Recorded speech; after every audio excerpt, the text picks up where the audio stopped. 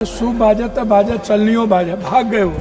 Middle class के नीचे से लिया जा रहा है। पूरे देश में मिडिल क्लास के पास पैसे नहीं बचे, ना तो नोटबंदी के बाद और ना इतने करे जीएसटी लागू होने के बाद। मैं इन्हीं को कुंभ मेला का ठेका दिया गया था। 4 लोग लगे, सारे मैनेजमेंट, टेक्निकल मैनेजमेंट से लेकर के सारे चीज इन्हीं को था। ये कौन है? क्या कभी किसी पेपर, क्या कभी मिडिल क्लास या ओबीसी या ईबीसी का बेटा अब कभी नौकरी कर पाएगा? 84 करोड़ 5 लाख चावल पर यह देश पैदा हुआ। हम 140 में 84 करोड़। जब फैक्ट्रियां नहीं रहेगी, जब फूड प्रोसेसिंग पर हम फैक्ट्रियां नहीं देंगे, जब हम मछली उत्पादन को फैक्ट्रियां, बार बार चर्चा होती है। धन्यवाद अध्यक्ष जी। मैं आभार प्रकट करता हूं और माननीय राष्ट्रपति महोदय जी के अभिभाषण पर बोलने के लिए खड़ा हूं। एक कहावत है हम लोग के बिहार में, सूप बाजा तब बाजा चलनियो बाजा भाग गए वो। और हमाम में सब नंगे, हट डाल पर उल्लू बैठा, अंजामे गुलिस्ता क्या होगा। इन लोगों के कैरेक्टर को अभी हम बोलेंगे नहीं, वो चले गए। तो इन लोगों को हम इतना से जानते हैं, क्या क्या बोलते हैं, ये क्या क्या करते हैं झारखंड में, और कहाँ इनका ननिहाल खानदान सब। हमको बोलना नहीं चाहिए। महोदय, हम शुरू करते हैं। बार चर्चा होती है बिहार की। प्रधानमंत्री जब से आए, अभी परसों प्रधानमंत्री जी ने कमला नगर में बोला कि हम इमरजेंसी में यहीं रहते थे और जमुना का पानी हम पीते हैं डेली। आप रिकॉर्ड उठा के परसों के स्पीच का सुनिए कि हम जमुना का पानी पीते हैं, हम कमला नगर में ही रहते थे। प्रधानमंत्री जी हमारे कहाँ कहाँ रहते थे, कहाँ नहीं रहते थे, हमको आज तक समझ में नहीं आई कि गुजरात, जो गांधी और पटेल के गुजरात, जो मोहब्बत की नगरी और लोकतांत्रिक व्यवस्था में वसुधैव कुटुंबकम और मानवता के लिए जो प्रतीक थे, आज वो गुजरात गांधी से हटा करके, पटेल से हटाकर उनको नाथूराम गोडसे और नए गुजरात की परिभाषा से परिभाषित की गई। शुरुआत किया गया और जब आए तो उन्होंने काला धन, जाली नोट, 15 लाख रुपया से शुरू की, 2 करोड़ नौकरी, नोटबंदी, जीएसटी। आप उठा करके देख लें, एक भी वादे पर दोबारा, इतना प्रधानमंत्री की नोटबंदी सबसे अहम घोषणा थी। आज तक दोबारा चर्चा इस सदन में नहीं हुई कि नोटबंदी से किनको बेनिफिट मिला, किनको नहीं मिला। नोटबंदी से देश और किसान और महिलाओं की कितनी क्षति हुई, व्यापारियों की कितनी क्षति हुई और मजदूरों के हालात क्या हुए। अध्यक्ष महोदय, जीएसटी के को आप उठा के देख लीजिए। हर व्यक्ति के जेब से पेन, कलम, दवात, पेंसिल, चाय पत्ती, नमक, तेल, सब्जी, दाल, साड़ी, चप्पल, सब चीज पर 3 गुना जीएसटी। ये पैसा मिडिल क्लास के नीचे से लिया जा रहा है। पूरे देश में मिडिल क्लास के पास पैसे नहीं बचे, ना तो नोटबंदी के बाद और ना इतने करे जीएसटी लागू होने के बाद।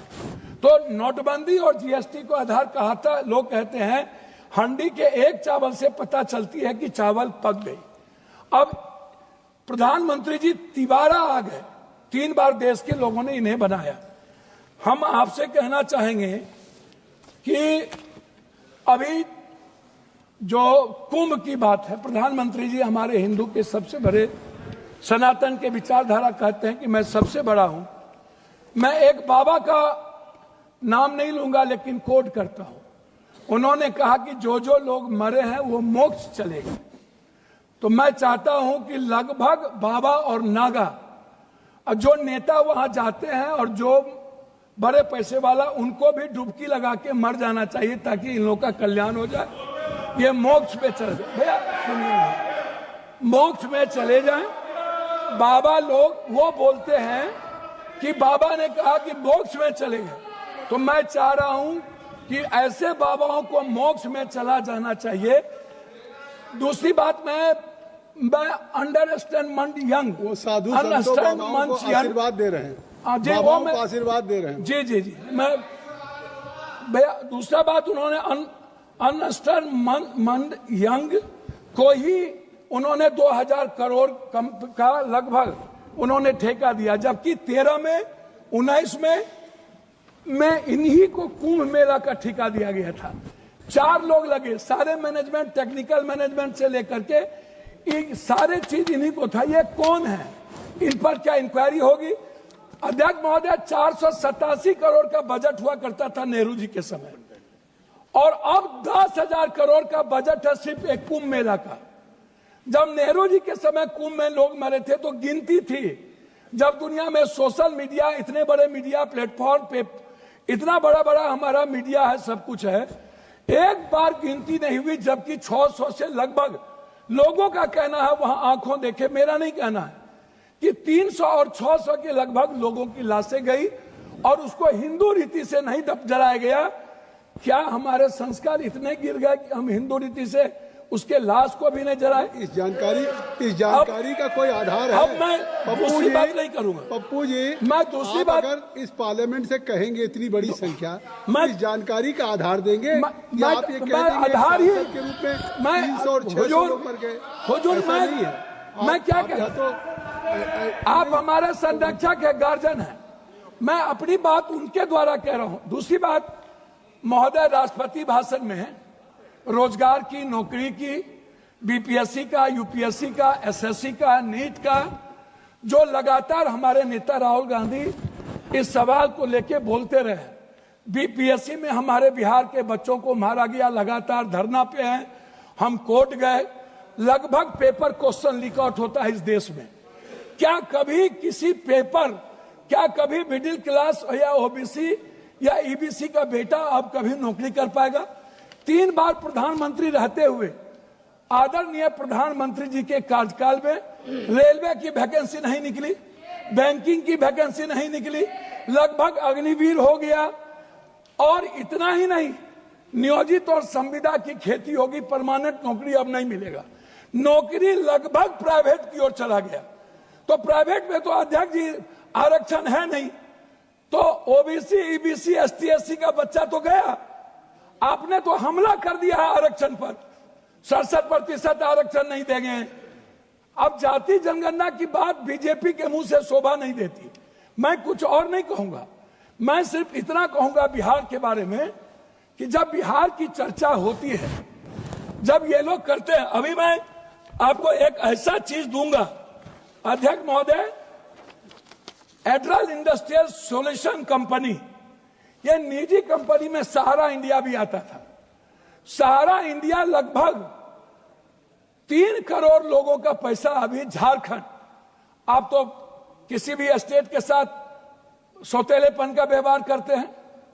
आप तेलंगाना देखिए, बेंगलोर देखिए, झारखंड देखिए, झारखंड का आप जीएसटी का पैसा नहीं देते हैं। झारखंड की बंद पड़ी फैक्ट्रियों का आपके रीजन में बंद हुआ। झारखंड में आप, झारखंड की इकोनॉमी की स्थिति क्या है, आप उस पर चर्चा नहीं करते हैं। आप बंगाल पे भी चर्चा नहीं करते हैं। बिहार की जीएसटी का पैसा नहीं मिलता है। तो जो लोग ये बात उठाते हैं, मेरा कहना क्या है अध्यक्ष महोदय, कि एजुकेशन पर कितना बजट आप देखेंगे, ये मेरे पास है महोदय, 2014 में 7.4, 2024 घट के हो गया 6.4, 19 में 2020-21 में 6.6 की गिरावट आ गई आर्थिक विकास दर में। महंगाई की स्थिति आप देख लीजिए सर, ये कहते हैं ना लगभग 84 से 86 करोड़ को आप कौन सा चावल दे रहे हैं आजादी के बाद, कौन सा? 84 करोड़ 5 लाख चावल पर यह देश पैदा हुआ है। हम 140 में 84 करोड़ जीडीपी की बात करने वाला है, हम उनसे पूछना चाहेंगे कि मेरे रुपये की गिरावट कितनी है, मेरी वैल्यू कितनी है, कृपया सब और पर कैपिटा इनकम। सर वही हम आपसे है। 9 मिनट हो गया। 9 मिनट। सर मैं बिहार के बारे में कह के बात करता हूं जब आप कह रहे हैं तो मेरा कहना आपसे ये है, अभी तक भी तो आप बिहार के, मेरा कहना ये है कि आप की जो विदेश नीति है, अभी बांग्लादेश, सर वही आ रहा हूं सर, बांग्लादेश गए थे ISI के चीफ, 3 दिन वहां रहे। भूटान की आधी सरकार चीन में थी। हमारे प्रधानमंत्री बहुत मजबूत हैं। नेपाल के बॉर्डर पर पूरा का पूरा चीन का एयरपोर्ट बन गया, पूरा। सर पोखरा में जाके देखिए, वहां के सैनिक चैन के उतरते हैं। सर ASI के एजेंट क्या कर रहा था? सर भूटान के मंत्री चीन में आज 15 दिनों से क्या करते हैं?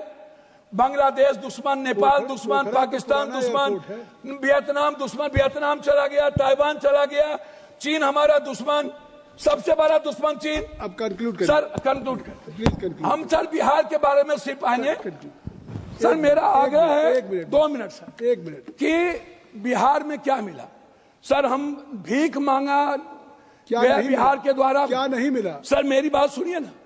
विशेष राज नहीं मिला, विशेष पैकेज नहीं मिला, बंद पड़े फैक्ट्री, डालमिया नगर से शुरू करता हूं, चीनी मिल, पेपर मिल, दालचीनी मिल, सिल्क मिल, बंदूक फैक्ट्री, आप उठाइए, आप उठा करके देखिए। सिल्क मिल, जूट मिल।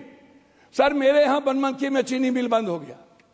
जब फैक्ट्रियां नहीं रहेगी, जब फूड प्रोसेसिंग पर हम फैक्ट्रियां नहीं देंगे, जब हम मछली उत्पादन को फैक्ट्रियां, बार बार चर्चा होती है। सर मैं बात को खत्म कर रहा हूं। मैं अपने क्षेत्र की बात करूं। सर मैंने अपने क्षेत्र में मैंने कहा कि हमारा जो बॉर्डर है बांग्लादेश नेपाल, इस इलाके में एक एम्स मैंने पूर्णिया के लिए मैंने डिमांड किया। मैं सभी जगह सब स्टेट में 2-3 हाईकोर्ट बेंच है, लेकिन मैंने आग्रह किया कि हाईकोर्ट बेंच हमको कम से कम पूर्णिया में। सर 1 मिनट करेंगे श्री के सर, एक मिनट सर, 1 मिनट। हमने मांगा हमको हाईकोर्ट बेंच दिया जाए। सर हाईकोर्ट बेंच अभी तक जब आपकी बात। Sir 1 minute sir, 1 minute. हमने ITI IIT की बात हमने की सर पूर्णिया के लिए। Sir 1 minute. हम पूर्णिया में, आप कहते हैं मखान बोर्ड, मैं कहता हूं सर दुनिया का 94% कोशिश सीमांचल मिथिलांचल में होता है, तो बोर्ड गठन से नहीं होगा सर। हमारी प्रोडक्ट से हमारा सर उत्पादन की बात मैं कर रहा हूं सर। सर हाफ मिनट मिला, हाफ मिनट सर मैं मक्का और मखान और दूध की प्रोसेसिंग पर मैं आपसे सिर्फ आग्रह करूंगा। हमारा इलाका सबसे गरीब है, सबसे ज्यादा पलायन है। सर मैं एक डिमांड करता हूं आपके द्वारा कि हमें पूर्वांचल के लिए एक मंत्रालय का यहां से गठन हो, जो हमारे पूर्वांचल का विकास नियमित हो। दिल्ली में पूर्वांचल के लोग आते हैं, वो बहुत परेशान हैं। मेरा आग्रह है कि पूर्वांचल मंत्रिमंडल का गठन हो और वहां से विकास हो। धन्यवाद सर। श्री के सुब्रमण्यन जी।